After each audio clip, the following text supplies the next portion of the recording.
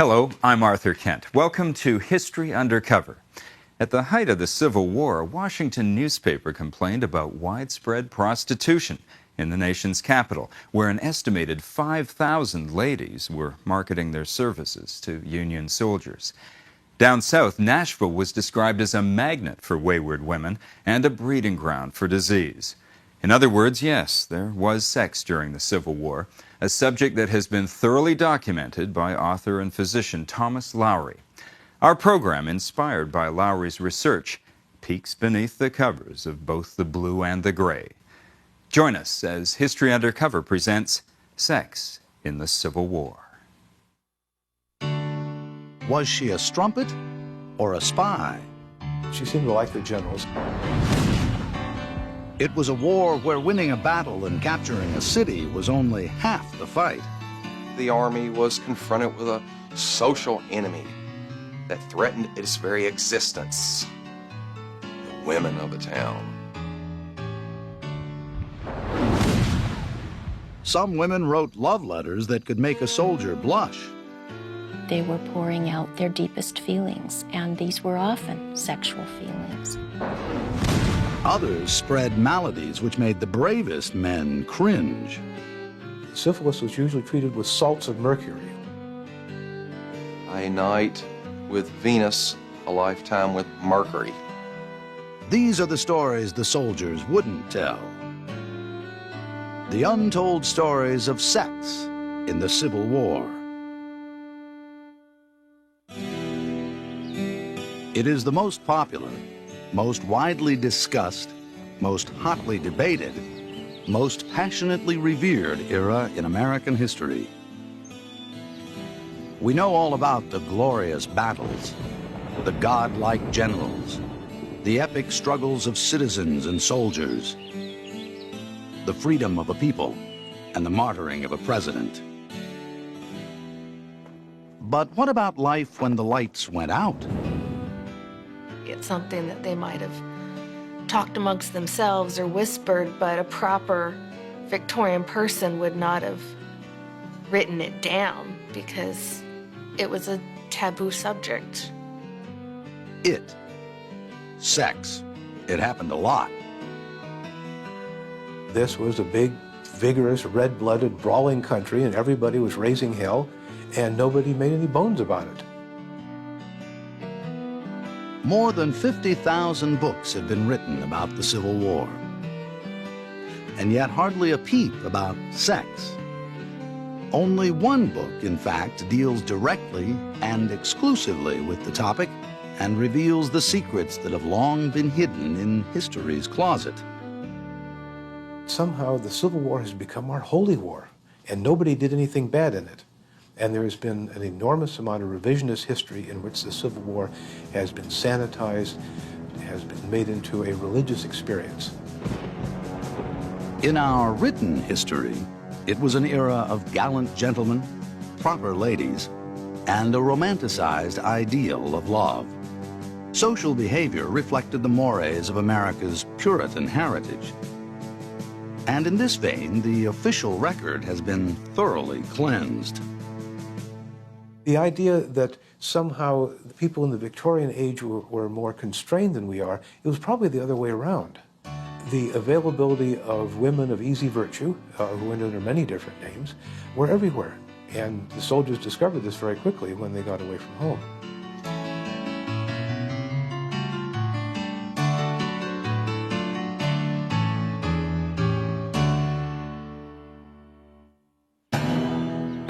In the spring and summer of 1861, the political fireworks that caused Southern secession and the attack on Fort Sumter seemed born of glory and excitement. The young people who went to war had no earthly idea what to expect. Most had never been more than 20 miles from home, never ridden a train or a steamboat. For them, this was the great adventure of their lives.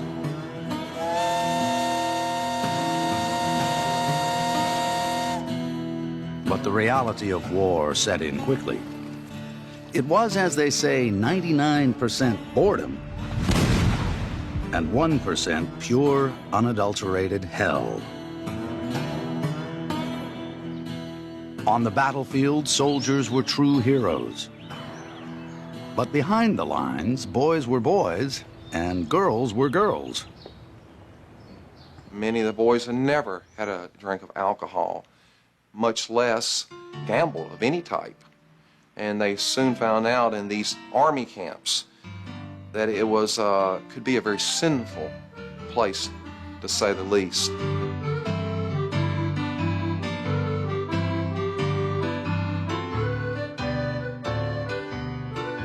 It's a slang term that has endured for 150 years. The origin can be traced to 1845, but without question it was popularized and indelibly etched on the American mind because of the Civil War and a notorious Union general. General Joseph Fighting Joe Hooker. As one gentleman would later write, that Hooker's headquarters was a place where no self-respecting man would want to go and no decent woman could go. It was a combination of bar room and brothel. In May 1861, Joseph Hooker was appointed Brigadier General of Volunteers and assigned to defend Washington, D.C. With new recruits arriving every day, a gathering army of anxious, excited young men soon found Washington's hidden pleasures. The saloons were very near the houses that held the ladies of ill fame, the Wayward Sisters. Pretty soon, some would, as they call, go down the line, as the soldiers said. In many cases, it was the initiation of a new recruit to go down the line and visit the ladies of the evening. Some of these bordellos were called Fort Sumter, the Ironclad Headquarters, USA, Madam Russell's Bake Oven, and Madam Walton's Residence for the Ladies. These became very famous for the soldiers of the Federal Army, and just about everyone knew about these homes. After the First Battle of Bull Run, fought in July 1861, there were more than 100,000 Union soldiers camped in and around Washington, with at least 450 brothels to entertain them. And most were conveniently located between the Capitol and the White House. Fighting Joe Hooker did little to stop his troops from visiting such establishments. In fact, some think he made it easier. When Hooker was head of the Army of the Potomac, he got the military police to move the girls more into one neighborhood, probably for better supervision, better police work. And the newspapers immediately called that Hooker's division, and so Hooker and hookers have always been associated in the public mind.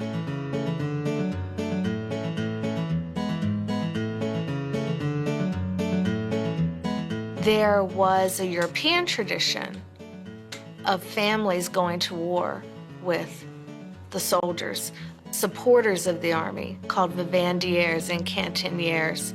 And it was an acceptable occupation, indeed a necessary occupation, because they cooked for the armies, they did the laundry for the army, and they kept the men ready to fight. Other women, of course, went because they saw an opportunity to prostitute themselves. Interestingly, historians make much of the prostitutes in camp and tend to ignore the thousands of women that were there nursing and sewing and doing the laundry. The term camp follower during the Civil War was not a derogatory term. In August 1861, a 17-year-old orphan left Cambridge, Massachusetts to go to Washington and be a nurse for the Union Army. The Army turned her down. With no real place to call home, she became a camp follower. First, she somehow finagled a pass from a prominent general, John Ellis Wool. Then she went to the front. There, she quickly worked her way up the Union ranks, enjoying the company of officers. Her name was Annie Jones.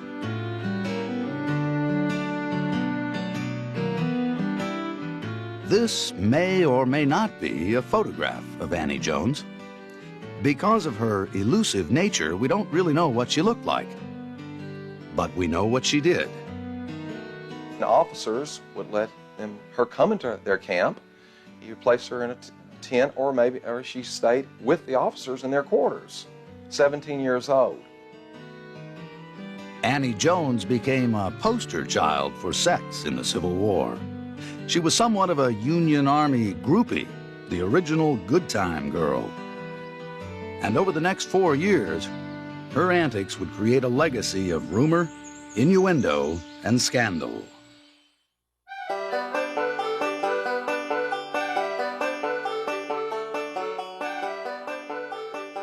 In the winter of 1862, Abraham Lincoln ordered the entire Union Army to attack the enemy at once. The only general to move with alacrity was Ulysses S. Grant. By February, the future hero of Vicksburg and Appomattox had won his first major battle and captured most of the state of Tennessee. After the fall of Fort Donelson, February 16, 1862, 9 days later, the city of Nashville became the occupied city, and the stars and stripes were raised over the state capitol. And in time, 30,000 federal soldiers occupied the city of Nashville. And of course, monotony being the great enemy of any soldier, pretty soon they made their way down by the river to Front Market, College, and Cherry Street, now 1st, 2nd, 3rd, 4th Avenue, and broke their monotony by visiting Smoky Row.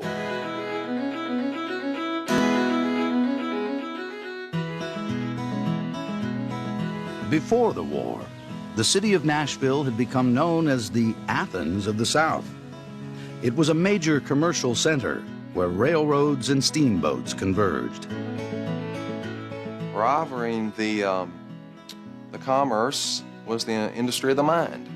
It was a mecca for education, religion, and publishing. All this brought prestige to the city. But down by the river, there was a different industry. 2 blocks wide, 4 blocks long. Prostitution, 8 full blocks of it. Here on the banks of the Cumberland River, the shadow industry along Smoky Row thrived under Union occupation. Nashville became a major staging area, and it filled up with soldiers, and right after that it filled up with women. Many of these ladies were not evil, they were not mean. They were country girls or ladies down on their luck, or they had children and their husbands had died or left them or whatever, and that was the only alternative they had, to literally sell themselves to keep their families alive. Well, we all know the Victorian age was famous for euphemisms. The newspapers often referred to these girls as soiled doves. Doves are pure and white, and of course they're soiled and they're kind of nasty. They were also called Cyprians. The island of Cyprus is where Aphrodite, the Greek goddess of love, was born. So these girls became Cyprians. Under martial law, prostitution was rampant in Nashville. This lascivious behavior had its consequences, and the effects proved more harmful to Union soldiers than any rebel attack. At one point, there were more men sick with venereal disease than there were sick, from Confederate bullets. And it became a huge public health and military efficiency problem. Near cities, there was no way to prevent soldiers from visiting brothels and risking infection. In Nashville, 2 out of every 5 soldiers contracted VD, and medical remedies were crude. Syphilis was usually treated with salts of mercury, which had been in use for almost 200 years and apparently did some good for it, although the follow-up studies were very poor. Unfortunately, the mercury compounds are almost as toxic as the disease. You could tell when a person had about the right amount of it when they would salivate uncontrollably and their teeth would fall out. So it wasn't a good remedy. The treatments for gonorrhea included changes in diet and some very painful irrigations. The syringe was filled with chloride of lead and inserted into the unfortunate soldier, and this toxic solution inserted. And the prescription book for this says that most people can tolerate this dosage without screaming. I commend it to male readers to empathize with this procedure.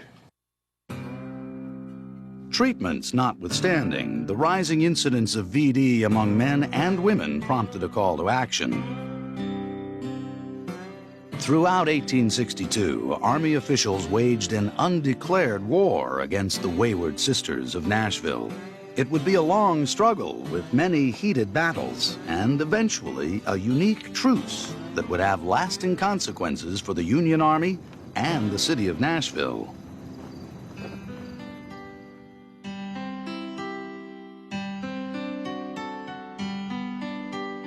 While most women, prostitutes or not, spent the war in cities and towns far behind the battle lines, some found the lure of love too much to resist. A number of women were so in love and so determined to stay with their husbands or their boyfriends that they decided to enlist as soldiers. And in order to do that, they had to pretend to be men. So they cut off their hair and they put on their husband's clothes and they would bind their breasts, and some of them would pad the waists of their trousers to look bulkier. These women soldiers enlisted under assumed male names, duping officers and comrades alike. If found out, they were usually sent away, sometimes under the worst accusations.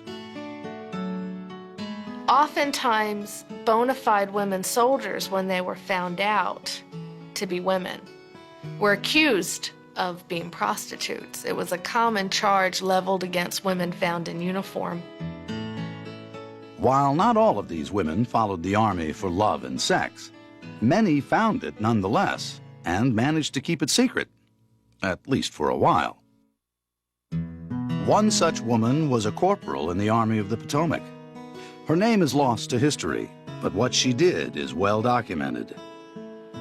Pretending to be a man, she fought in the battles of Antietam and Fredericksburg and was promoted on the field for gallantry. In the winter camp of the Army of the Potomac there on the banks of the Rappahannock, she was out on picket and wasn't feeling so well. And she was sent to a hospital and she delivered a baby. She had concealed not only the fact that she was a woman, but the fact that she was pregnant. The reaction of the Army of the Potomac was shock and surprise and joy. At least 6 Union soldiers were not discovered to be women until they delivered babies. Many other women were not discovered at all and remained in the ranks throughout the war. And then there were those who didn't have to conceal their identities and were welcomed with open arms.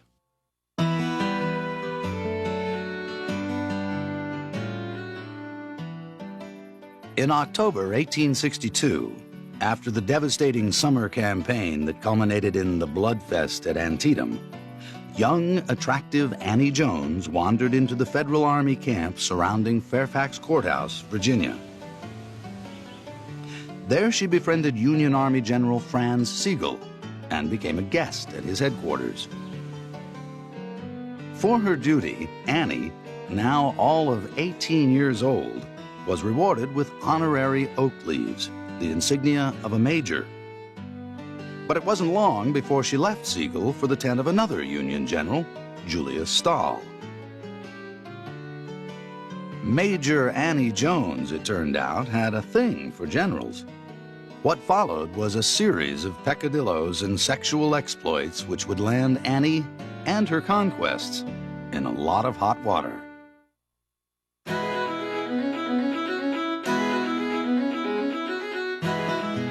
By January 1863, the war between the states had raged for 20 months.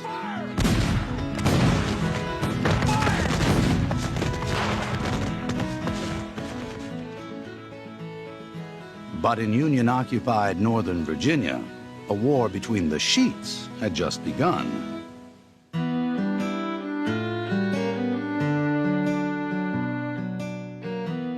Miss Anna Jones. This is an incredible story. They left 6 federal generals in her wake. Was she a spy? Was she a prostitute? One thing is for sure, many of these officers were not gentlemen. All winter long, Annie Jones had enjoyed the company of 2 Union generals, Franz Sigel and Julius Stahl, and moved freely between their camps. Early in the war, civilians were often given passes to move between the lines. But in Annie's case, suspicion arose. Northern Virginia was, after all, enemy country. So why did this young girl have permission to come and go as she pleased? On January 13th, a Union general received a letter from one R.L. Birch of Falls Church, Virginia, accusing Annie Jones of being a rebel spy. Annie was immediately arrested, masked, and taken to the old Capitol Prison in Washington, where she was held, pending a full inquiry. Between January and March, Annie's case was investigated by a Lieutenant Shepard from the Provost Marshal's office. In his official report, he stated that it was a very amusing investigation on the whole. The inquiry revealed Annie's true motive: a girl looking for a good time. That in turn led Shepard to discover something about Annie's accuser. In his report, Shepard said, "The letter containing the charges was evidently written by a female who is jealous of her, as her former lover is paying some attention to this Miss Jones. And I found she was very anxious to have this Miss Jones out of the way." Shepard then concluded that Miss Annie Jones had been wrongfully accused. Annie was released from prison on March 7, 1863, and without missing a beat, she went straight to Fairfax Courthouse, where she allegedly attended a notorious party.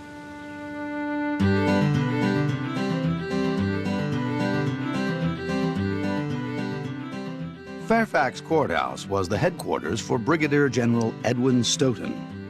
He was a promising 24-year-old officer who also liked the ladies. On the night of March 8th, Stoughton hosted a champagne party, got drunk and passed out in bed, allegedly in the company of Annie Jones. Several hours later, in the pre-dawn darkness, there was a knock at the general's door. An unknown officer burst through, grabbed the snoring general's sword, and spanked him on the buttocks.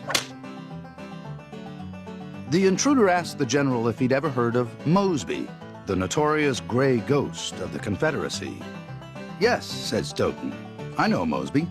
Have you caught him?"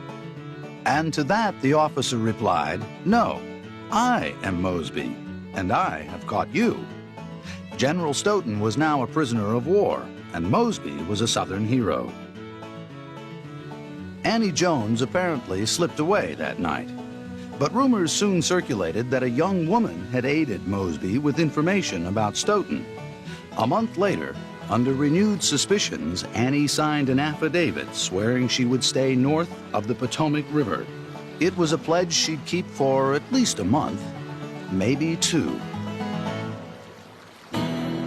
Meanwhile, back in Nashville, military officials had more to worry about than one oversexed teenager and her conquests. A public health crisis plagued the Union Army. 40% of the occupying force had contracted VD. Something had to be done. The commander tried several tactics. The first, he tried putting 1,000 prostitutes on a train and selling them to Louisville. Well, they didn't ask the people in Louisville about this. And while these girls were out of town, more girls came in. So when the girls that went to Louisville came back, they had twice as many girls as they had before. With the Army's delicate problem nearing epidemic proportions, another desperate attempt was made to rid the town of the Cyprians. The problem was given over to Lieutenant Colonel George Spaulding, 18th Michigan, Provost Marshal. And he placed the ladies, some say 150, some say 600, somewhere in that range. The most vile character, placed them on the steamboat. The boat was named the Idaho.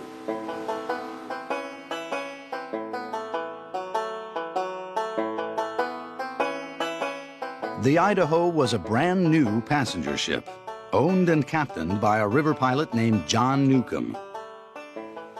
For his maiden voyage, he had chartered the steamboat to the U.S. Army, expecting to ship troops and supplies between Cincinnati and Nashville. Imagine his surprise when he was told of his particular cargo. Captain Newcomb was enraged. This was a new boat, a passenger ship with new furniture. And he said it would ruin his ship. There was other old boats in the areas that could perform the duties. Newcomb's protests fell on deaf ears. He wasn't even given any money or provisions, just was ordered to cast off and proceed to Louisville. And here we start on this journey on the Cumberland River, moving, and in every stop, the towns have been warned. With the ladies' encouragement, the men of the towns would try to get on the boat.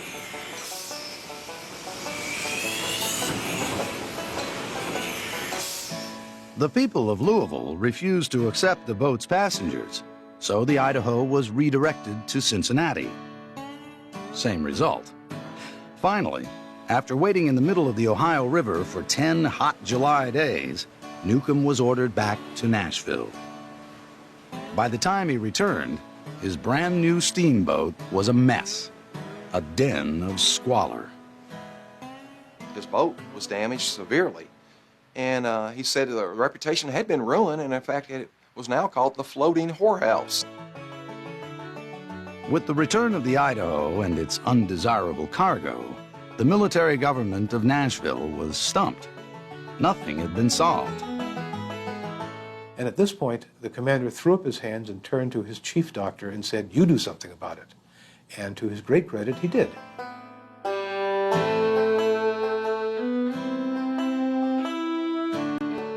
On August 20th, 1863, the U.S. military commander in Nashville did something drastic.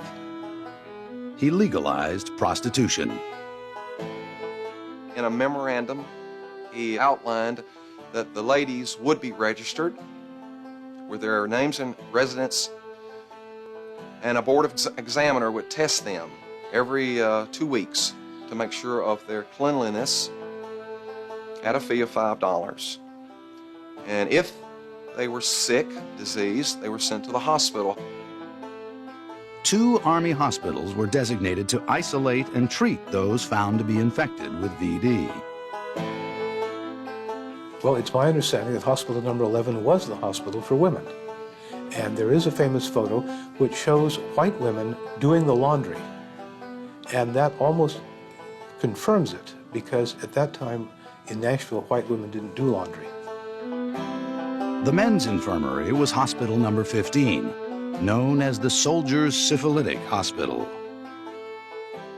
As one doctor said, the purpose of the former, the ladies' hospital, was to diminish the individuals in the latter, which was the soldiers' hospital.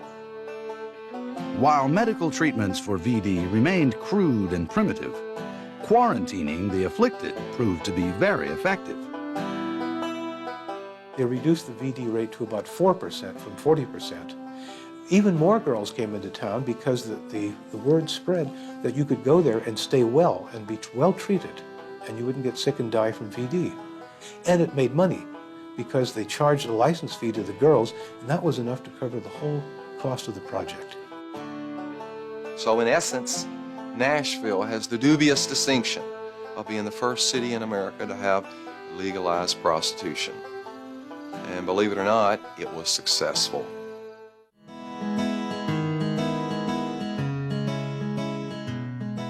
The Civil War produced an enormous body of letters, diaries, and memoirs. Most that survive tell of the battles, leaders, and campaigns. Some reveal personal odysseys and civic issues. Very few concern sex. Sex was still very much something that was private, and even with a courting couple, it was something very much to be enjoyed but kept quiet. There was still a certain reticence and shyness about overt sexuality. It's not that people didn't write about sex. They did. But after the war, the most titillating letters and diaries were heavily edited or destroyed. The published editions are often expunged. They've often been censored. Families didn't want such personal and private and possibly salacious materials to be in print. I would imagine that 99% of the salacious material from the Civil War has been destroyed. If it wasn't destroyed by the soldier, if after he died and his spinster daughter is going through his papers to edit the memoirs of Colonel so-and-so and finds this stuff, it would go in the fireplace in 2 seconds. And yet some documents survive. Most common are those lamenting the debauchery of the Army camps. But here and there, letters exist describing love and its physical rights. A rare few detail sexual antics in explicit terms, such as the Union soldier who wrote home telling about 2 sisters who are rentable for riding. Another related that the boys are having great times with the wenches here today, catching them and squeezing them.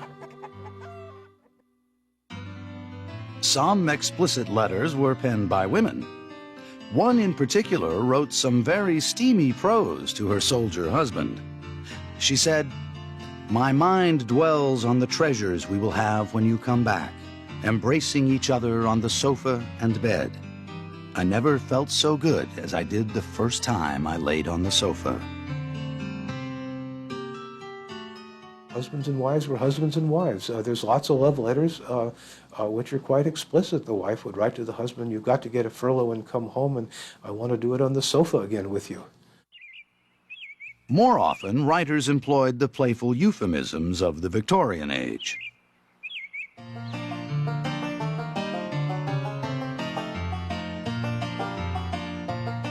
One such passage may be found in the famous Civil War memoir, Company H, written by Confederate Private Sam Watkins of Tennessee.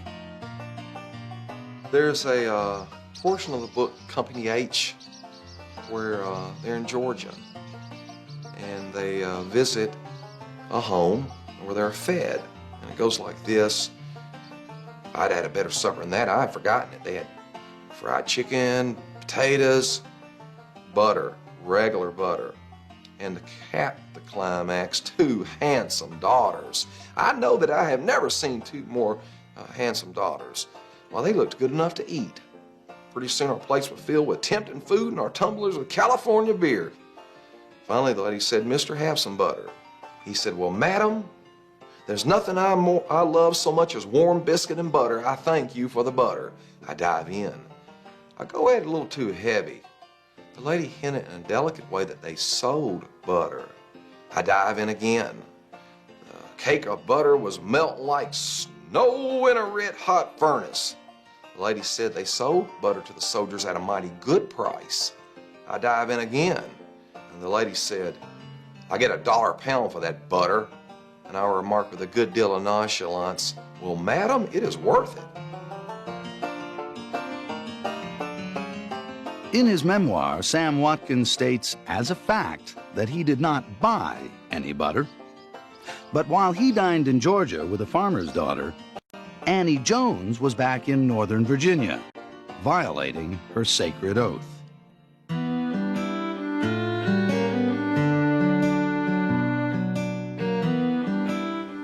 After the Battle of Gettysburg, Annie had somehow become acquainted with General Gouverneur K. Warren. He gave her a pass, which she used to go to a Union cavalry camp. Once there, she quickly added 2 more generals to her bonnet. The first was Judson Kilpatrick, a known womanizer. Judson, who was also known as Kill Cavalry because of his wild and brutal tactics in killing off his soldiers, liked women, and he always had at least 1 or 2 traveling with him, who were mistresses or consorts or concubines, whatever you want to call them. Apparently, Annie didn't stay with Kilpatrick very long, because she soon found the camp and allegedly the tent of Kilpatrick's dashing subordinate, General George Armstrong Custer. According to Annie, General Kilpatrick became very jealous of General Custer's attentions, went to General Meade's headquarters and accused her of being a rebel spy. For the second time, she was arrested, masked, and thrown in jail. In her own defense, Annie wrote a searing statement. She named names and leveled charges of her own. She accused the prison superintendent of soliciting sexual favors and said that the chief of the Secret Service, Colonel Lafayette Baker, had a vendetta against her. To answer the charges, George Custer, who had recently become engaged to his future wife, was ordered to submit a statement.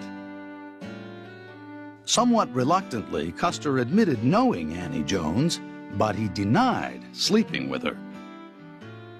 Custer would deny all of it, says she was insane, and he sent her away. And this is not true about him and Kilpatrick. One doubts the truth to this story. To his credit, Custer said he didn't think that Annie was a spy, but she was not immediately released, and so Miss Jones took her case to the highest level. In a letter to Abraham Lincoln, no less, she would write that I have never violated my parole. I am an orphan and an unprotected girl, the victim of fiendish malice. Lincoln immediately requested the evidence in the case. Soon after, Annie Jones wrote to a prominent congressman from New York, Fernando Wood, asking for his help as well. By July, the Secretary of War, Edwin Stanton, was involved. At Lincoln's request, Stanton wrote Congressman Wood, saying that Annie Jones would be released to his custody. Stanton added that he hoped the congressman might exercise sufficient influence over her to keep her away from the Army. But the congressman's influence had little effect. By August 1864, Annie Jones was back in camp once more. We have 6 federal generals left in her wake. It is a very amusing story that many officers would later regret meeting Miss Anna Jones.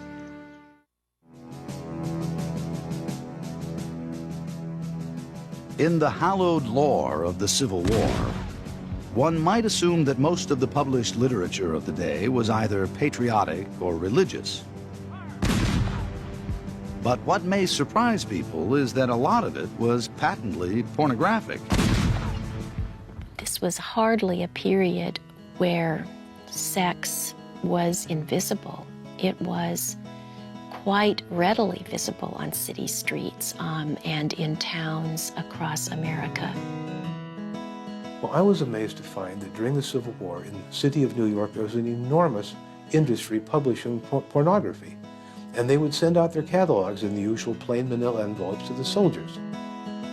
From dirty jokes and bawdy songbooks to tawdry pulp fiction and naughty French postcards, soldiers had plenty to choose from. But understandably, the dirty books and pictures are very rare today. They were quickly destroyed, especially before they went into battle. They did not want to die with that on them. It was a sin to see that or to look at that. Nonetheless, they did circulate. When Civil War era pornography is discovered, it's usually by accident. Consider a most holy book containing the most unholy drawings.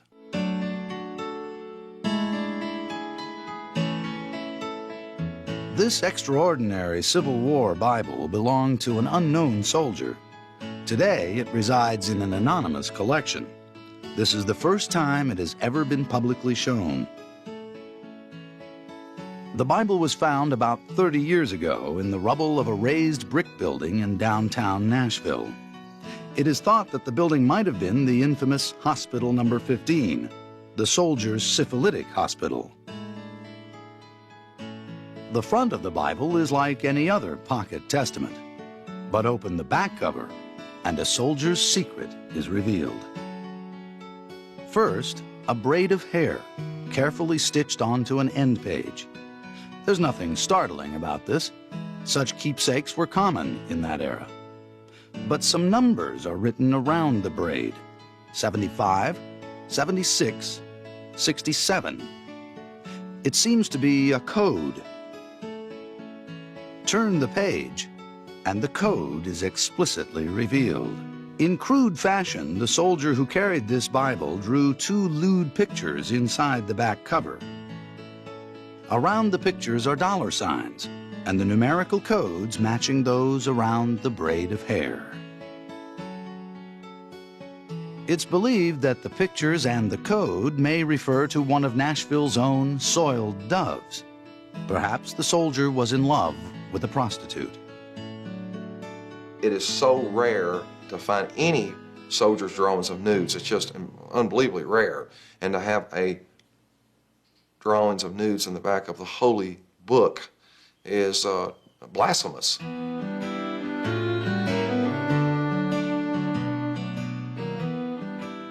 In March 1865, while Ulysses S. Grant was closing the vise on Robert E. Lee, a letter arrived in the office of the Secretary of War, Edwin Stanton. The author was none other than the vixen of the Union Army, Annie Jones. In it, she requested a pass to go to New Orleans. But the most unusual thing about the letter, which Stanton humorously noted, was the return address. It was the residence of the Honorable New York Congressman Fernando Wood. The war ended soon after, and so apparently did the adventures of Miss Anna Eleanor Jones. No one really knows what came of Anna Jones. As far as I know, she disappeared. She went back to Massachusetts. Maybe she married. Many changed their names. The end of the war brought many changes. In Nashville, the military government gave way to civilian authority, and thus ended the U.S. Army's successful experiment with legalized prostitution. In modern Washington, there's little physical evidence of the bawdy culture that once dominated. But for those who are curious, it's easy to trace the steps of soldiers and politicians who once sought carnal pleasure in the nation's capital. If you go to the cafeteria in the basement of the main art museum of the Smithsonian, you'll be right where Marble Alley was. If you go out the other way and start off toward the White House, the first building is the Justice Department building, and there were half a dozen more houses there. The next building over is the IRS building, and people are still receiving the same treatment now as they did then there. Go where the Reagan building is now, the same thing. So there was a whole industry located conveniently between the White House and the Congress. Today, on the National Mall, there are numerous monuments dedicated to the glory and sacrifice of America's greatest heroes, with more planned for the future. But will we ever see an edifice erected to the stories the soldiers wouldn't tell? The unmentionable history of sex in the Civil War.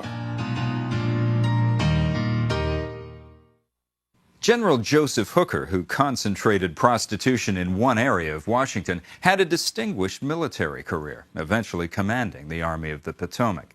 The officer he replaced was General Ambrose Burnside, and purely by coincidence, both men left a permanent mark on the English language. Burnside wore distinctive whiskers that came to be known as sideburns. And Joseph Hooker will always be associated with the world's oldest profession.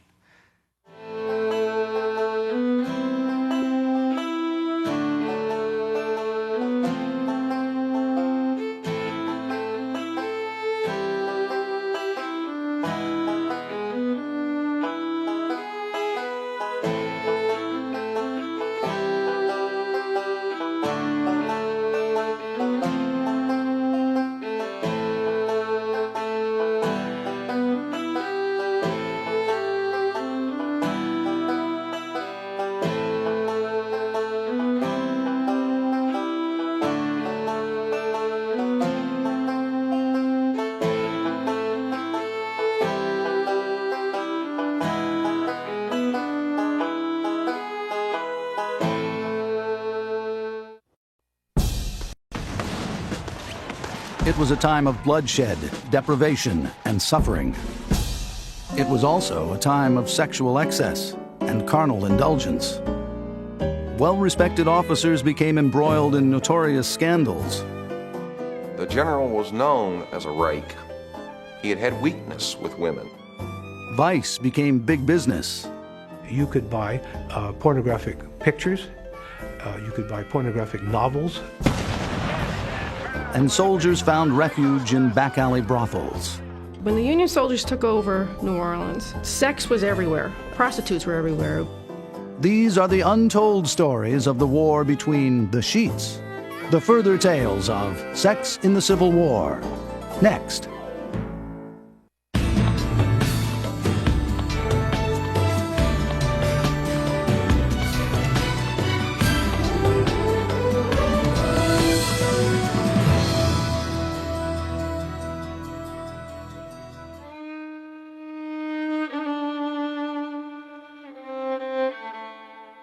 The Civil War was America's holy war. History depicts it as an era when ordinary citizens put aside personal aspirations to risk their lives for a cause most believed was greater than themselves. But behind this noble facade, real human beings existed. Young men and women with the same emotional and physical desires that consume people today. For those who fought in the Civil War, sex provided a welcome escape from its horrors. They were afraid, they were anxious, they were unsure of what was going to happen. They wanted to fight for their country and for what they believed in, but they also know there was a good possibility that they weren't coming back. So they were going to make sure that their last minutes on Earth, they were going to have a good time. It began on April 12, 1861.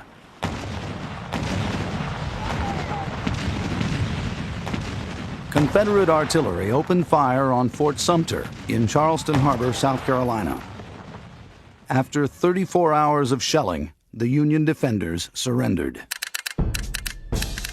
The shocking attack cemented the split between northern and southern states along political, economic, and military lines.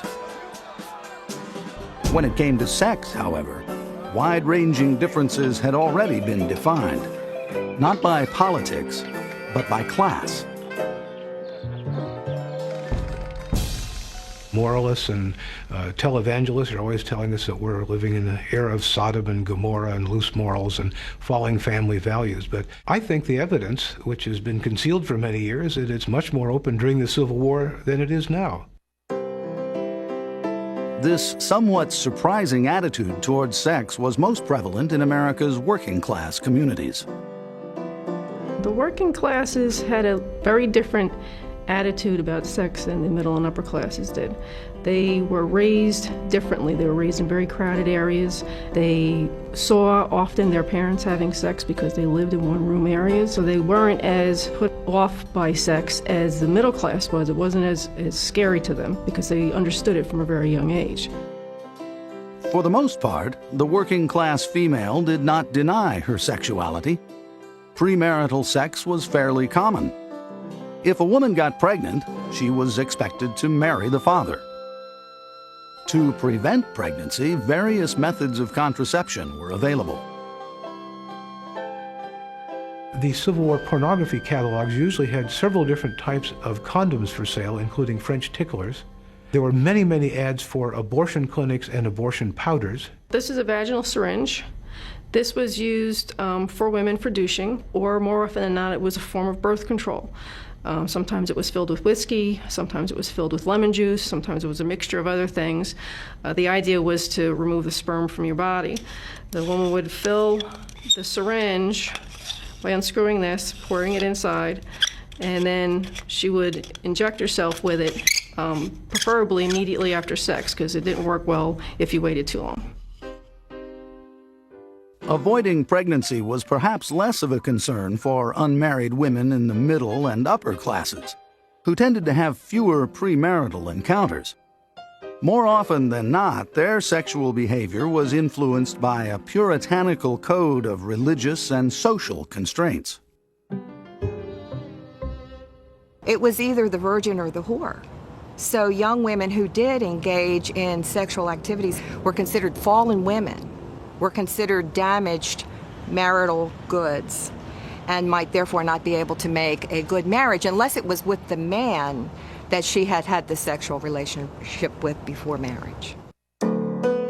On the other side of the sexual divide, men were not expected to abstain from sex. Quite the opposite, in fact. Young men were expected to be experienced at sex, but not with women that they intended to marry. So they had to find their own sexual experience through visiting brothels or through having sexual experiences with young girls that weren't of their class. It was kind of understood that there would be women who, young men particularly who were not married, could go to satisfy their sexual hunger. It was understood even in the best families. In fact, sometimes best families encourage their sons, rather than spur on the women that they might marry, to seek the pleasure of fallen women. And seek they did. Just before the war broke out, the poet Walt Whitman estimated that 19 out of every 20 males living in New York City visited brothels on a regular basis. The price of illegal sexual services varied. An encounter with a common streetwalker typically cost $1, while a high-class woman of pleasure might charge $5 to $7 per visit. Prostitutes in the mid-19th century tended to be fairly young and from the lower working classes. With few economic avenues available, these women often sold their bodies as a way to supplement their income. With the outbreak of war, this open, big city attitude toward sex would spread through the ranks of soldiers fighting on both sides. During any war, standards of behavior go. A soldier who was living in a small town before the war, the people kept track of him. His mother kept track of him, his sisters kept track of him, his employer kept track of him. The local sheriff knew what he was up to. And when you go in the army, you become anonymous. You're just one more guy in a blue uniform. New York City served as a major recruiting site for Union volunteers.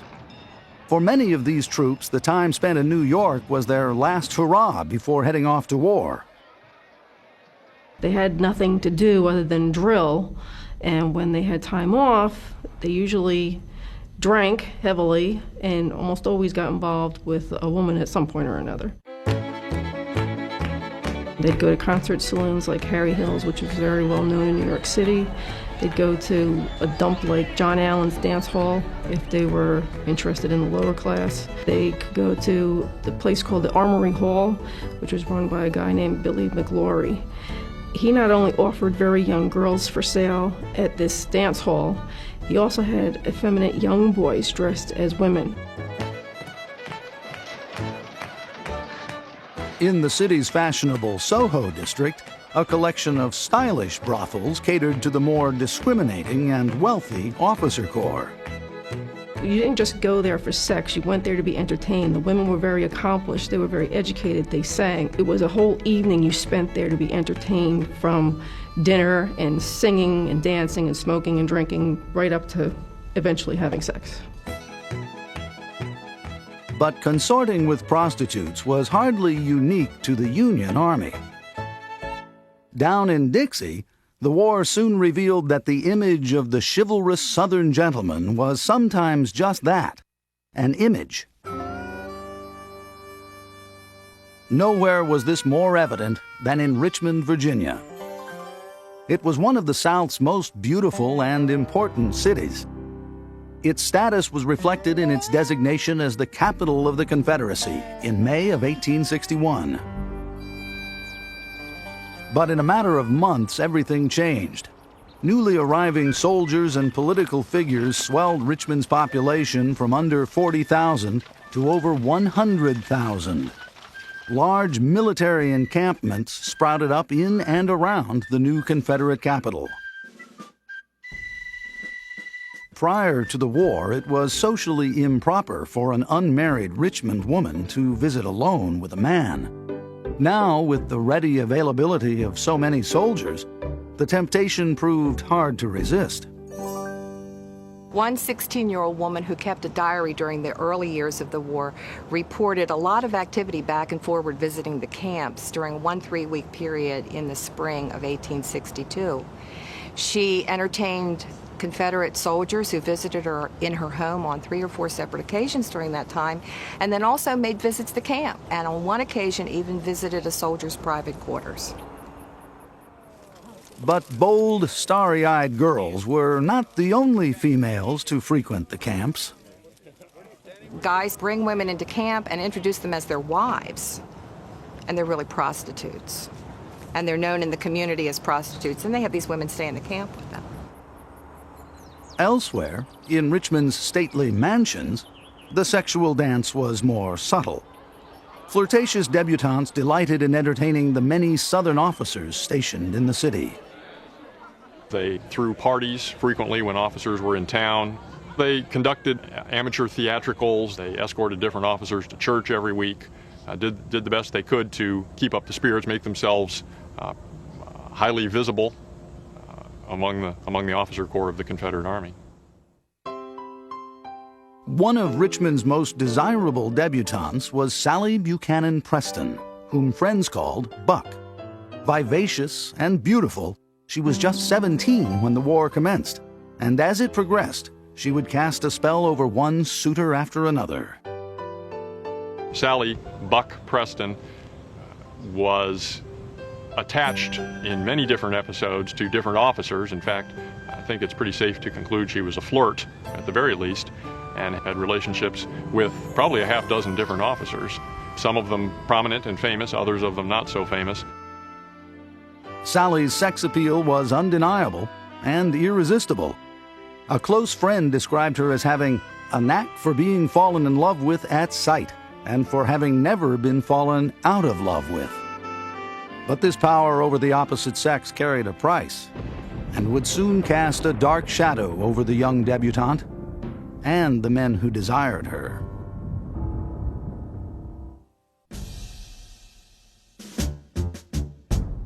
Early in 1862, President Abraham Lincoln and his military command initiated a plan to create an economic stranglehold on the Confederate States. Along the eastern seaboard, the Union Navy instituted a blockade to deny the South access to European trade.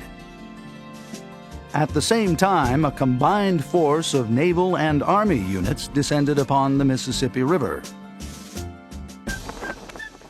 In February of 1862, the plan began to unfold when Union troops captured Nashville, Tennessee.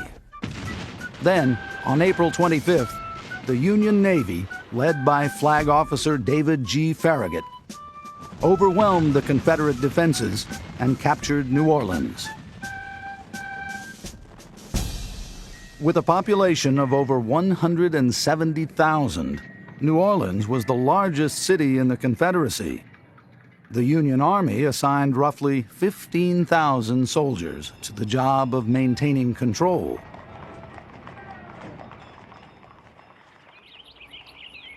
New Orleans was widely regarded as the sin capital of the South. Long before the war, hedonistic pirates and riverboat gamblers had created a pleasure seekers' playground of cheap saloons and back alley brothels. For the boys in blue, many still fresh from farms or small towns, New Orleans was an eye-opening experience.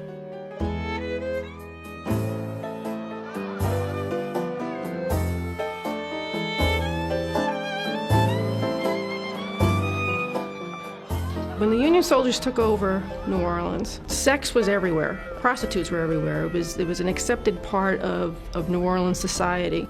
The streetwalkers, they would actually carry around little small pieces of rugs. When they found a customer, they just threw the rug out on the street, and they would have sex right there on the street. In the notorious French Quarter, there was also plenty of indoor entertainment. The dance halls in New Orleans were almost always lower class. Women usually started out almost naked while they were dancing with their partners, and by the end of the night, they'd be doing everything else on the dance floor but dancing. In other cities, that was not an acceptable practice. You usually didn't practice prostitution on the premises. The city's loose sexual standards proved irresistible to the Union troops. Even an official military ban on prostitution had little effect. These guys were mostly in their early 20s, in their absolute, height of the sexual tickle. They had money in their pocket, which most people didn't. They were being followed by girls who needed the money. It would be amazing if there weren't more misbehavior along this line.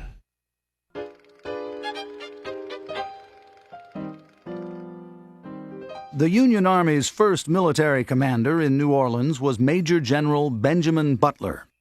He quickly earned the wrath of local residents.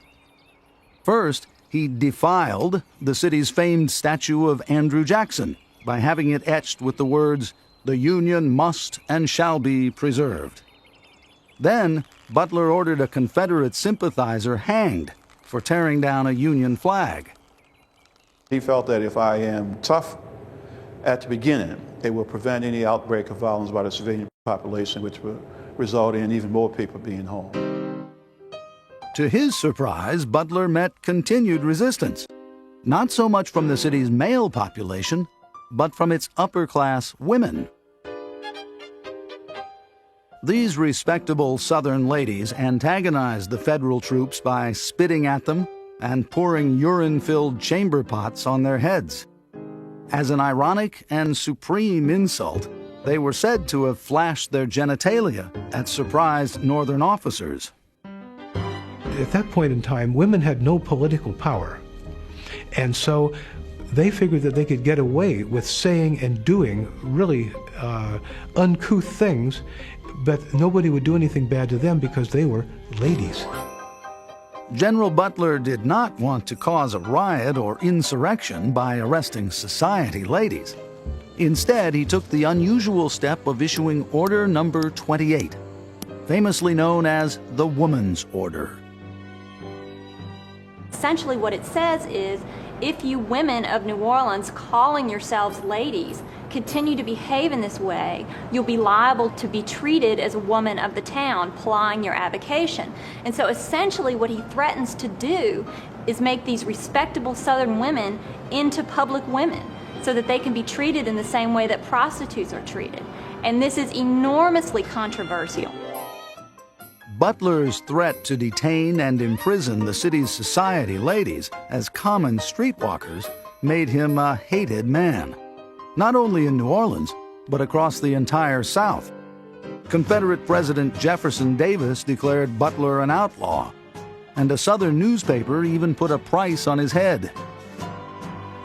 But in the end, Butler's infamous Order Number 28 did work. The fear of a soiled reputation was enough to prevent any more acts of defiance. The Confederates have been furious about this ever since. They claim that it was abuse. What he did was to stop the problem without firing a shot or arresting anyone. And I think what they're furious about is the fact that he outfoxed them.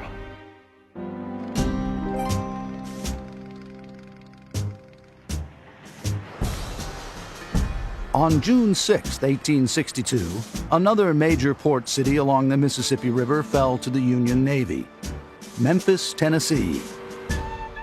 The following month, Federal troops led by General William Tecumseh Sherman entered and occupied the city. Although the official policy of the U.S. military prohibited soldiers from visiting prostitutes, Sherman spent little time enforcing this regulation. He considered prostitution to be a private matter and not within his military jurisdiction. This only served to encourage any Union soldier looking to spend his money. Federal troops earned on average $13 per month. Prostitutes typically charged anywhere from $1 or $2 for a quick visit to over $3 for an all-night affair.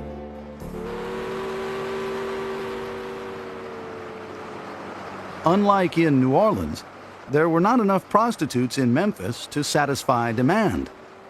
Consequently, women of pleasure from neighboring areas flocked to the city to ply their trade. They knew the guys were there. They knew they had nothing to do on their off time. They knew they were away from their families and their wives and their girlfriends. And they knew they wanted sex, so they went to where the men were. While many of these soiled doves continued to sympathize with the Confederacy, wartime conditions forced them to consort with the enemy. One soldier described this dichotomy. The women damn Yankee us on the streets in the daytime, but at night the skirts come up for good Yankee gold. In November of 1862, General Sherman moved on to his next campaign and left Memphis in control of a standing army of occupation. As with any occupying army, the enemy now was boredom. And one way to alleviate boredom was sex. Consequently, contact between prostitutes and Union soldiers increased, along with the incidence of venereal disease. As the situation worsened, Federal commanders in Tennessee would be forced to undertake a radical course of action. And by all accounts, it would work.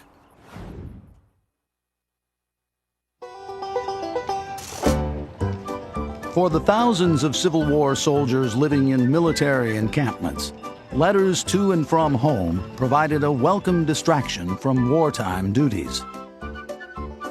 People, when they wrote home to their mother, to their sister, they wrote one kind of letter. When they wrote home to friends, their male friends back home, the letters are mostly content which couldn't be read out loud on family television.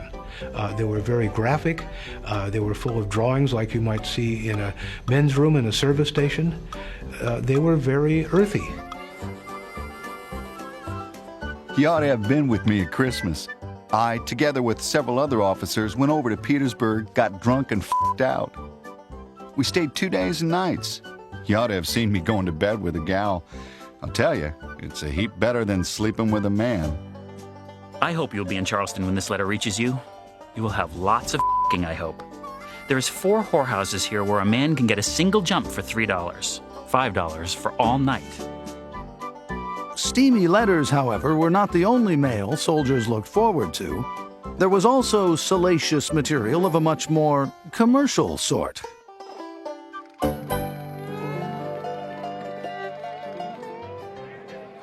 The large groups of soldiers living together constituted an easy market for purveyors of vice. Several New York City-based companies, including Richards and Roche and G.S. Hoskins and Company, mailed catalogs featuring erotic material directly to the men in the field. It was a vast industry. You could buy pornographic pictures, you could buy pornographic novels, you could buy condoms. Almost anything you could think of was for sale. Some of the most popular products included hand-tinted nude photographs and racy dime store novels such as The Beautiful Creole of Havana or Confessions of a Washington Belle. The easy availability of pornographic literature so offended one Union officer that he wrote a long letter to President Abraham Lincoln expressing his outrage. Captain Tousley was a Union captain who was very upset by some newspaper advertisements he'd seen for racy novels and racy pictures.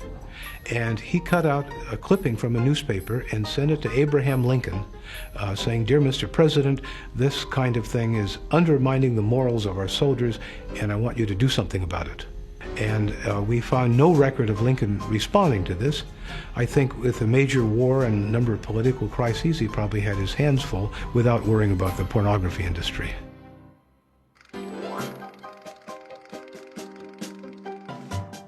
By the spring of 1863, the once beautiful city of Richmond, Virginia, had become mired in the vices common to war zones. The best source for understanding the seedier side of wartime Richmond is the Wartime Richmond newspapers. There's an editorial in May of 1862 that comes to mind complaining about both male and female prostitutes running at large in Richmond, in carriages, smirking, smiling, and winking lasciviously. Even the city's most distinguished citizens seemed to lose their moral bearings. One local prostitute, known only as Clara A., wrote a diary in which she included some particularly telling notes about some of her exclusive clientele. General Limpy, he must do the undressing. The Maryland governor, do it bending over, box sometimes. The praying general was brought in today by Preacher H. He's rough and brutal. After I serviced him, he dropped to his knees and asked God to forgive me for my sins. Some people think the diary is a hoax. I've talked with one person who actually saw the diary, and he claims that it seemed absolutely real. That person has now passed away, so what we have is something which can never be documented, but is a fascinating ground for speculation. On the other side of the coin was Sally Buck Preston, a genuine society girl looking for love and romance in the squalor of Richmond. For Sally, the war had brought dozens of dashing Confederate officers into her life. She had her pick, and she didn't hesitate to choose. But being chosen by Sally was a decidedly mixed blessing. Those soldiers that she became most attached to had an unhappy knack of getting killed off. It began right at the beginning of the war. One South Carolina officer who she was attached to was killed in a duel. Bradfute Warwick, who was from Richmond, was shot and killed at the Battle of Gaines's Mill in 1862. In just 18 months, Sally had lost 3 lovers. Now her curse was being tested again by one of the Confederacy's most celebrated generals. His name was John Bell Hood. A tall, lanky officer from Kentucky, Hood gained fame leading the fabled Texas Brigade during the South's victory at Gaines's Mill. Hood was a bona fide hero, and he had his eye on Buck Preston. Hood moved in the same social circles as did Buck Preston. He rubbed elbows with Jefferson Davis and his family and with many of the Confederate cabinet members. And in that way, he came to know Buck Preston fairly well, and the two of them became an item, regardless of Buck Preston's doleful record with her boyfriends in the past. In the midst of their courtship, Hood was ordered back on campaign. Would Sally Preston's curse strike again? Only time would tell.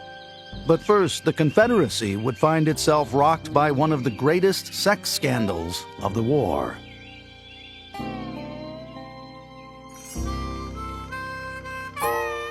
Earl Van Dorn.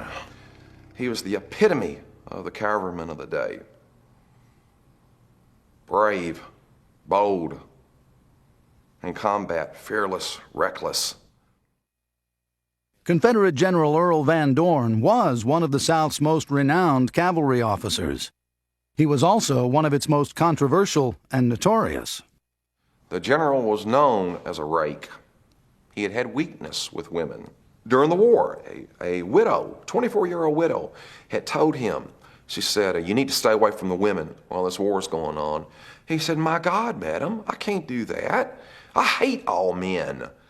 If it were not for the women, I wouldn't even be fighting the war. And besides, I wouldn't be speaking to you now if I took your advice." The 40-year-old Van Dorn began the Civil War as one of the Confederacy's most promising officers.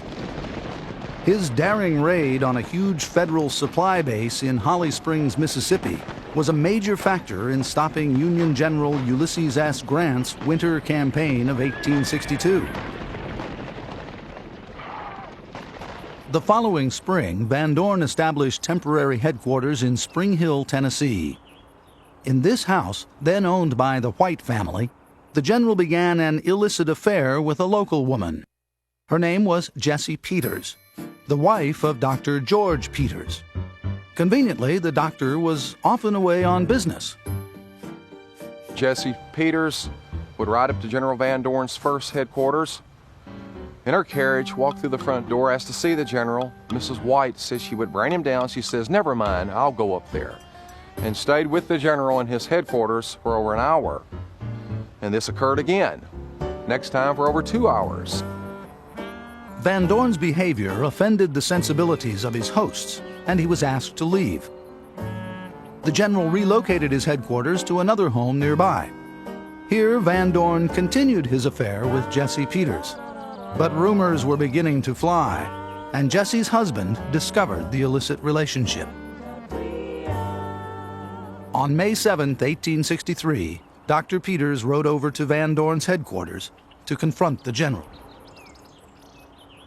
Dr. Peters said that he would not kill him if he would write a letter of apology and guilt.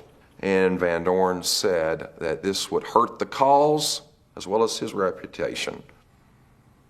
And Dr. Peters was not happy with this. And Van Dorn, obviously not even looking at him, said, "Take the door, you damn puppy, or I'll throw you out." At this stage, Dr. Peters pulled out a pistol.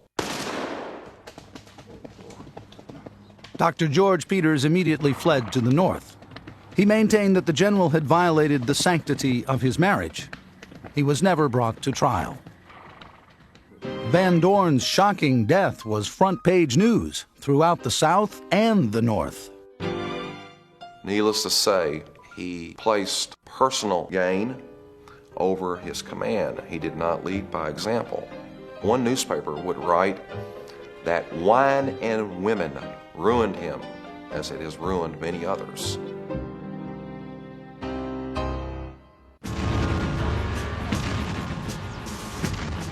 The summer of 1863 was a turning point in the Civil War. The Union Army achieved a great victory at Gettysburg, but down south it was losing a different kind of battle. In the military-occupied cities of Nashville and Memphis, the Army faced a terrible problem. The rapid spread of venereal disease was disabling large numbers of soldiers.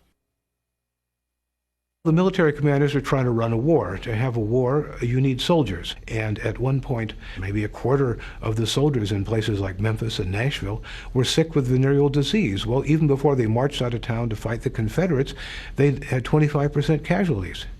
That's of a real concern to a general. The Union commander in Nashville was the first to act.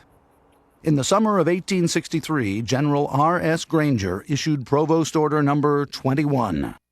By virtue of this order, Nashville became the first city in America to effectively legalize the world's oldest profession. Well, the Army would say it was not legalized. What they simply did was to regulate something that was happened already. No one changed the laws making prostitution legal. What they did was to take something that was already up and running and regulate it in a way to keep the soldiers healthy. Within months, it was clear the radical experiment was working. The number of infected soldiers decreased dramatically, from 40% to 4%. This success did not go unnoticed by the Union commanders in Memphis. They sent an inspector there from the Sanitary Commission who came back and said the program is working. And so they set up a similar program with a public hospital for diseased prostitutes, military hospital for diseased soldiers, mandatory licensing, mandatory inspection about once a week. And with that, they were able to control the epidemic of disease. The program was also a success financially. In 3 years, 134 prostitutes paid over $6,400 in registration fees. This generated almost $4,000 in profit for the Union Army. Unfortunately, regulating prostitution only curbed disease. According to the Army's own records, it did not stop sexual misconduct. Court-martial proceedings reveal many cases of gross improprieties committed by officers in both armies. These often read more like today's tabloids than official military documents. One of my favorite court-martials is of a man that I call the Starbucks Bandit. This was Dr. William Scott, who was in charge of Hospital Number 8 at Nashville. And he had found a way to steal $5,000 worth of coffee. And he sold this, and he used the money to support his 2 mistresses, both of whom are prostitutes and both of whom are described in the records. And they basically asked him to leave the Army. Another New York colonel had his regiment down at Pensacola, and he assembled his troops and said, if you put together a fund, I will put on a regimental party. And he put on quite a party there at Pensacola. The party lasted for 3 days, and at the end of the 3 days, 25% of the troops had venereal disease and 30% were absent without leave. That's a man who knows how to do a party. But few in the Union Army partied quite like this man, General H. Judson Kilpatrick, a brash, daring cavalry commander. He had very few vices. He did not play cards. He did not drink alcohol, which is to his credit. His vice was women. Kilpatrick gained a notorious reputation for always having women traveling with him. One such companion was named Alice. He said she was a northern school teacher that was stranded behind the lines, but Captain Miller, 5th Ohio Cavalry, would state that most of the soldiers knew that this was not true, or she was there for other purposes. Those other purposes no doubt included sex. Later, Kilpatrick went so far as to bring a pregnant woman with him on campaign, dressed in a soldier's uniform and nicknamed Charlie. But Kilpatrick's womanizing didn't seem to affect his career. In 1865, he was promoted to Major General of Volunteers. After the war, he received a presidential appointment as Minister to Chile. By contrast, Confederate General John Bell Hood's obsession with one woman, Richmond debutante Sally Preston, would nearly bring him to ruin.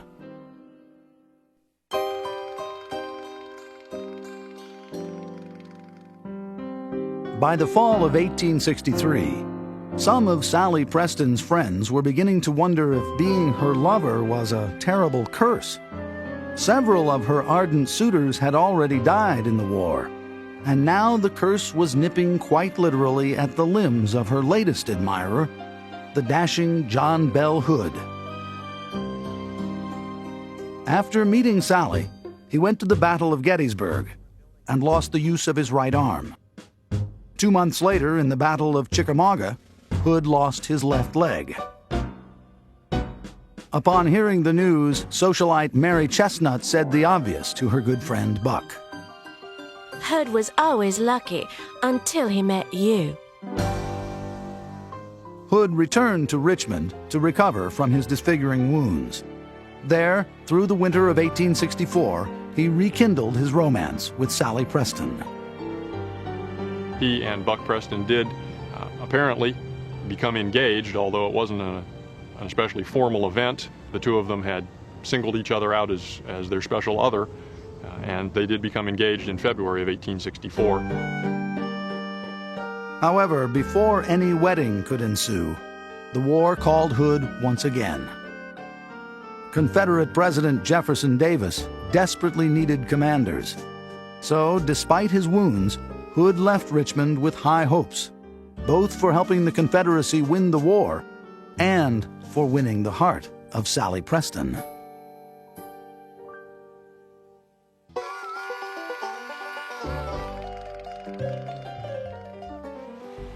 While the heterosexual exploits of Civil War soldiers and citizens have been well documented, accounts of homosexual activity are fairly rare.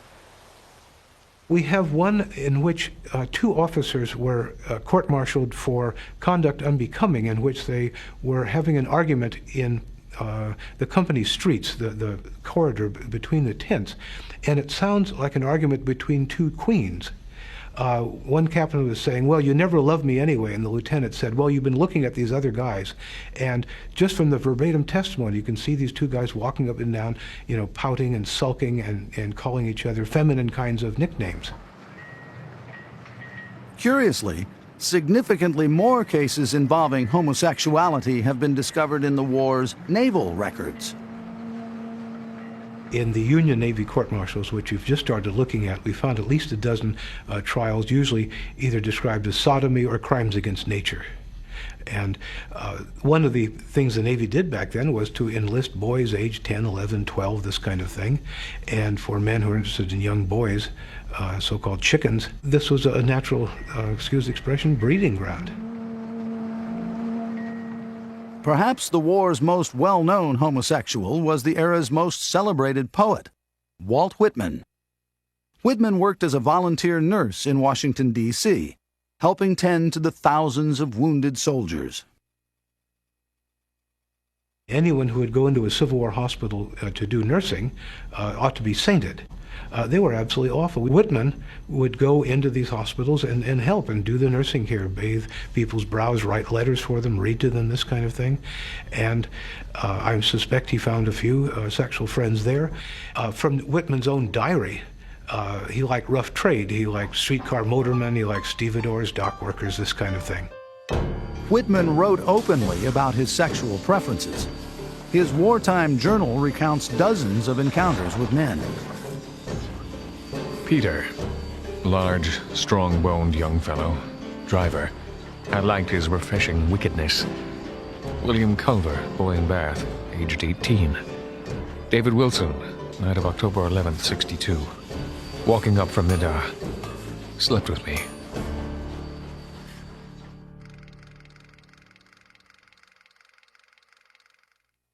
For Sally Preston and her fiancé, General John Bell Hood, their future together was much like that of the Confederacy. Doomed. Hood's return to action as commander of the Army of Tennessee was marked by a series of bloody defeats that left his army decimated and his reputation in tatters. Then, upon his return to Richmond in January of 1865, Hood was spurned by the woman he loved. Sally's friend Mary Chestnut wrote about the end of the affair. The Hood melodrama is over, though the curtain has not fallen on the final scene. When that style of enthusiasm is on the wane, the rapidity of its extinction is miraculous. It's like the snuffing out of a candle, one moment white, then gone forever. In the spring of 1865, General John Bell Hood left Richmond. He never saw Sally Preston again. Both eventually married other people. In 1879, Hood died of yellow fever.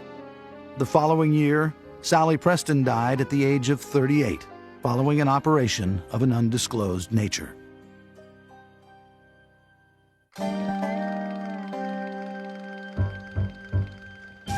The Civil War was effectively over when Confederate General Robert E. Lee surrendered to Union General Ulysses S. Grant at Appomattox Courthouse on April 9, 1865.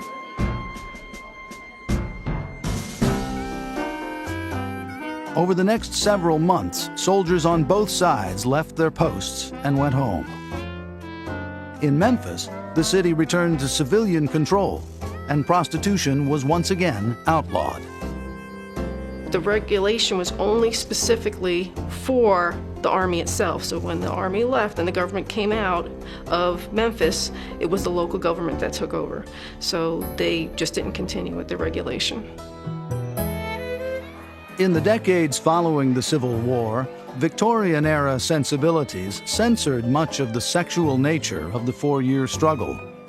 Surviving relatives often destroyed any sexual references found in the diaries or letters left behind by both soldiers and civilians. History books and battlefield interpretations stressed the war's heroes and tactics. It is only recently that scholars have turned their attention to this human side of the conflict. As these little-known stories and little-seen evidence come into the light, a new appreciation and understanding can be had for the real men and women who fought, died, and loved in America's Civil War.